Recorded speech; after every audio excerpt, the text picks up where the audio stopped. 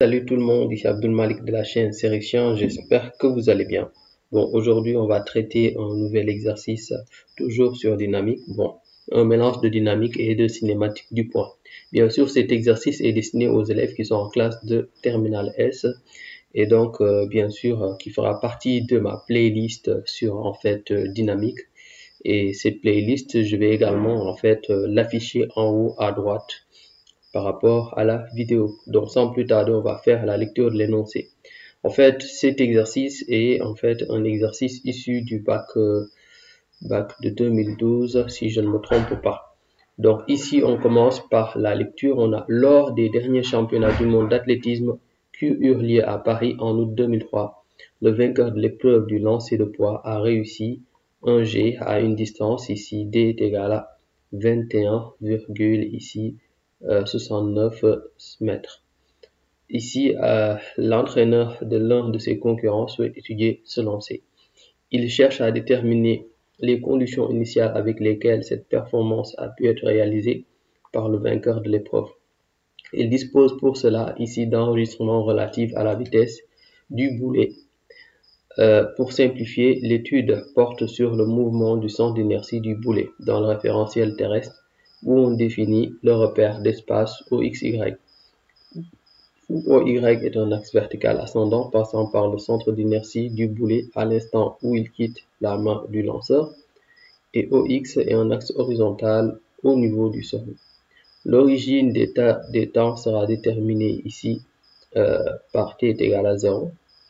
Ok, et est prise au moment où le boulet est à son centre d'inertie et situé à une distance verticale h est égal à 2,62 mètres du sol. Premièrement, on demande de faire l'exploitation des enregistrements avec deux graphes, ici figure 1 et figure 2 ci-dessous. Les figures 1 et figure 2 sont les voici. Voici les figures en réalité. Et à la suite de cela, on nous donne ici, ce sont les courbes des variations des vitesses horizontales et verticales, les composantes ici de V en fonction du temps. Maintenant, en petit 1, on nous demande de déterminer pour la figure 1 la composante V0x du vecteur vitesse et en petit b la nature du mouvement. Ensuite, en petit 2, on nous demande, en utilisant la figure 2, de déterminer la composante V0y du vecteur vitesse at est égal à 0 et ainsi de suite la nature du mouvement. Donc, premièrement, petit 3, exprimer les composantes V0x et V0y en fonction de la valeur V0 du vecteur vitesse initial et de l'angle alpha de ce vecteur horizontal. Troisièmement, petit 1, petit 4, en déduire la valeur V0 de celle de l'angle alpha. Troisièmement, petit 2, étude théorique du mouvement. Par application du théorème du centre d'inertie dans le référentiel terrestre supposé galiléen, déterminer le vecteur accélération du centre d'inertie du boulet lors du mouvement.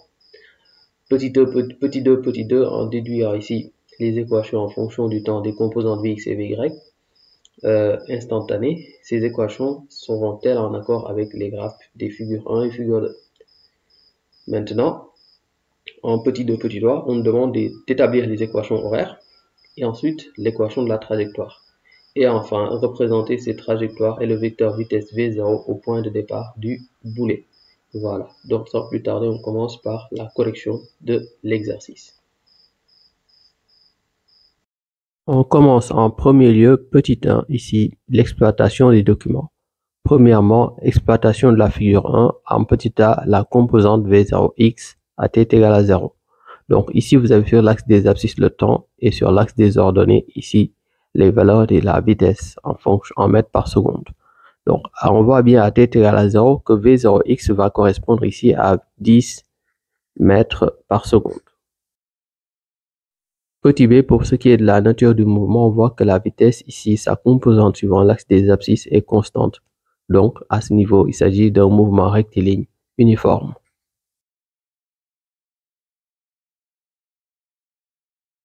Maintenant, en deuxième lieu, nous exploitons la figure 2 et on demande de déterminer V0y à t est égal à 0.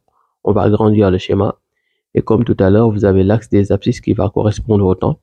Bon, là, à ce niveau, j'ai gradué un tout petit peu et on voit qu'à t est égal à 0, ici V0Y est sensiblement égal à 9.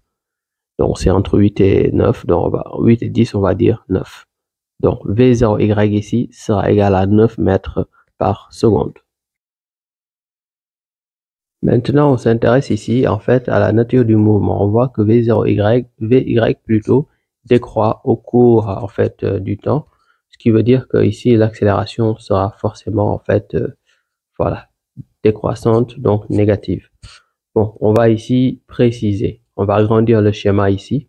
On a ici à déterminer l'accélération comme étant la variation de la vitesse en fonction du temps.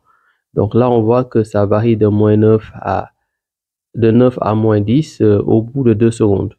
Donc on aura A est égal à vitesse finale, à savoir moins 10, moins vitesse initiale, à savoir 9. Donc 10 moins 9, ce qui fait moins 10 moins 9 sur l'intervalle temps qui correspond à 2 secondes. Donc on prévient, on a ici moins 9,5 mètres secondes carrés. Donc le mouvement ici sera dit ici décéléré.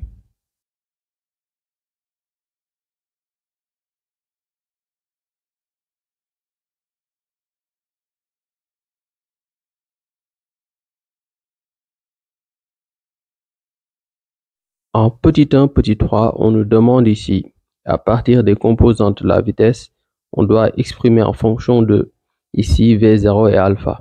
Donc vous avez en fait, quand en fait l'athlète va lancer en fait voilà l'objet, en fait la vitesse va décrire un angle alpha par rapport à l'horizontale.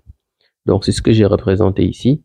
Et en traçant, bien sûr, comme vous avez ici deux droites parallèles avec ici une séquente, vous aurez la redistribution en angle alterne interne de alpha. Et donc on aura V0x qui va, quant à lui, avec V0 former un triangle rectangle, en regard duquel vous aurez l'angle alpha qui, par la suite, V0x va constituer ce qu'on appelle son côté adjacent. Pour V0y, dans l'autre sens, ce sera son côté opposé. Donc, on pourra dire ici que V0x, ce sera ici V0 cos alpha. Et pour ce qui est de V0y, ce sera V0 sinus alpha. Maintenant, en petit 1, petit 4, on doit déterminer les valeurs de V0 et de alpha. Donc, pour V0, on sait que ce sera racine carrée de la somme des carrés de ses composantes. Donc, V0x au carré plus V0y au carré. Voilà ce qui ça donne. Donc, on aura V0 est égal à racine de V0x, à savoir 10 au carré, plus 9 au carré. Et ça nous fait racine de 181. Bon, en faisant bien le calcul, on trouve 13,45 mètres par seconde. Pour ce qui est de alpha, on va, quant à lui, en fait, s'intéresser ici à la tangente. On va ici parler de tangente de alpha. Donc, tangente de alpha qui va correspondre, si vous faites bien attention, le côté opposé qui correspond à V0y et le côté adjacent qui va correspondre à V0x. Tangente alpha sera côté adjacent, côté opposé sur côté adjacent, donc V0y sur V0x. Donc, ce qui nous fera normalement 9 sur 10, donc 0,9. Tangente alpha ici égale à 0,9. On détermine maintenant l'angle en question. Et l'angle sera ici à peu près, en faisant tangente moins 1 de la valeur de tangente alpha, on tire alpha. Et on trouve à peu près ici une valeur de 42 degrés. Donc on va dire qu'alpha est égal à 42 degrés. Maintenant, on s'intéresse à une deuxième étude, à savoir l'étude théorique du mouvement. On demande de déterminer en fait le vecteur accélération en plaçant ici le bilan des forces appliquées qui n'est autre que le poids qui va correspondre juste au poids et le théorème du centre de l'inertie qui nous permet d'avoir mg vecteur est égal à ma vecteur. Ce qui nous permet d'avoir a vecteur, ici vecteur accélération est égal à vecteur ici champ de pesanteur, mais comme le champ de pesanteur, lui, il est dirigé vers le bas, donc forcément, les composantes de A, de l'accélération, on aura AX qui va correspondre à 0 et AY qui va correspondre à moins G, suivant le sens de l'orientation qui a été établi au début dans l'énoncé. En petit 2 maintenant, il sera question d'établir les équations horaires Vx et Vy. Donc tout d'abord, on rappelle les formules générales. Vx c'est Ax fois le temps plus V0x et Vy c'est Ay temps plus V0y. On commence. Donc ici, on suit bien. On rappelle, voici en fait la trajectoire ici de V0y avec un regard l'angle alpha qui se redistribue de manière alterne-interne. On tire du coup V0x est égal à V0 cos alpha. Et ici, V0y qui sera lui égal à V0 sinus alpha. On remplace AX et AY respectivement par leurs composantes et leurs expressions plutôt. Et AX c'est en fait c'est 0. Donc ce qui nous permet pour Vx d'avoir V0x uniquement. Donc V0 cos alpha. Et Vy c'est AYT et AY c'est moins G. Donc ce qui fait moins G fois T plus V0 sinus alpha. La suite reviendra donc à remplacer les différentes expressions par leur valeur. On aura Vx est égal à V0 et V0 qui correspond ici à, on va dire 13,45. Ok. Cosinus de alpha, alpha ici qui correspond à 42. Et Vy, ce sera moins ici 9,8 fois T plus ici 13,45 sinus 42.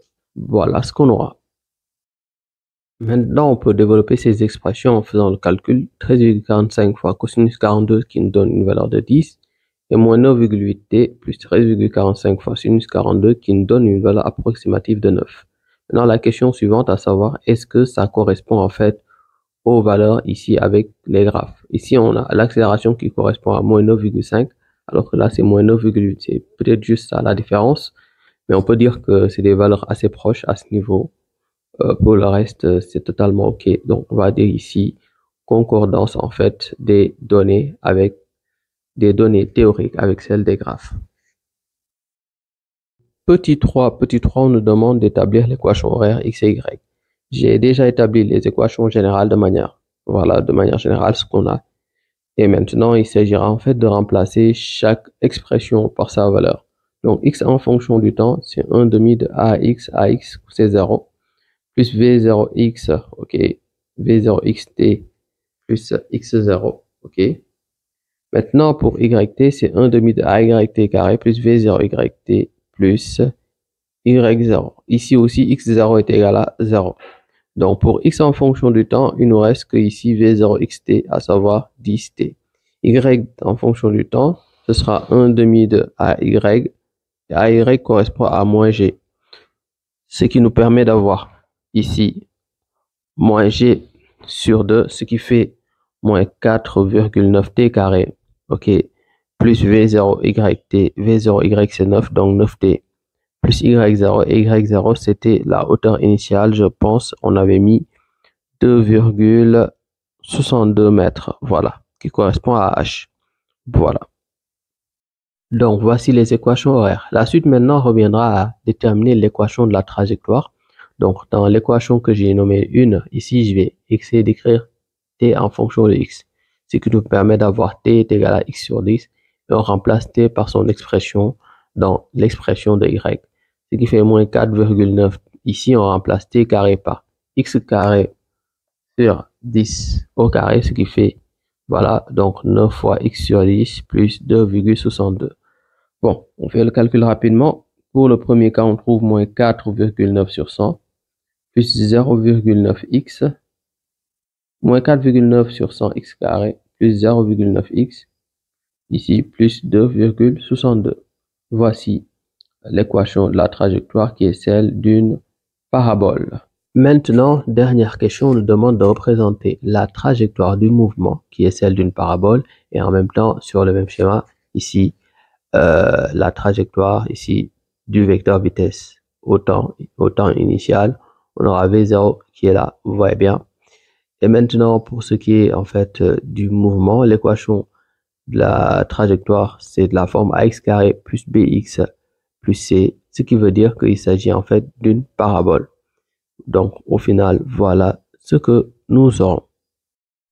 Bon, nous avons fini cette vidéo. J'espère qu'elle vous a plu. Si c'est le cas, n'oubliez pas le petit like, ça fera toujours plaisir.